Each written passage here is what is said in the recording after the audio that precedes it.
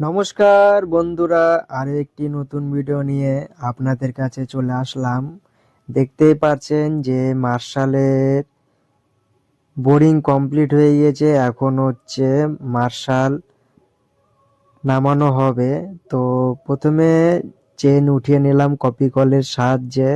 এখন মোটরটাকে টেনে নেওয়া হচ্ছে কপি কলের সাহায্যে, কারণ না হলে তো চারা খুব অসম্ভব ব্যাপার হয়ে যাবে।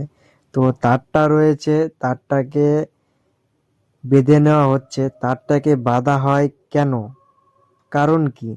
কারণ যদি না বাঁধা হয় তখন কি হবে, মোটর বোরিং এর মধ্যে থাকে, তখন কি হবে, যখন মোটর খারাপ হবে উঠানোর সময় কি হবে, তার পেঁচিয়ে যায়।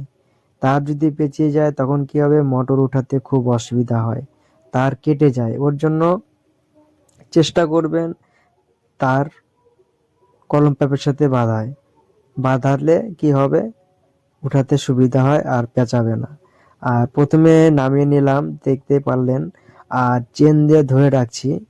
আর তারপর আর একটা যে কলম পাইপ সেট করলাম, তো ওটা তো চেন লাগিয়ে এখন কপি কলের সাহায্যে নামানো হবে, দেখতেই পাচ্ছেন বন্ধুরা।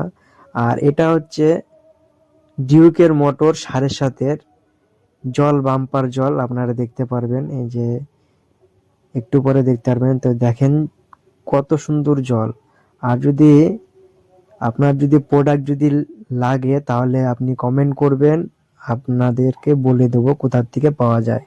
আর বন্ধুরা, আপনারা সুস্থ থাকুন, ভালো থাকুন। নেক্সট ভিডিও এর থেকে আরো জন্য ভালো জন্য দিতে পারে আপনাদেরকে, এটুকুনো আপনারা ভরসা রাখেন। ধন্যবাদ বন্ধু।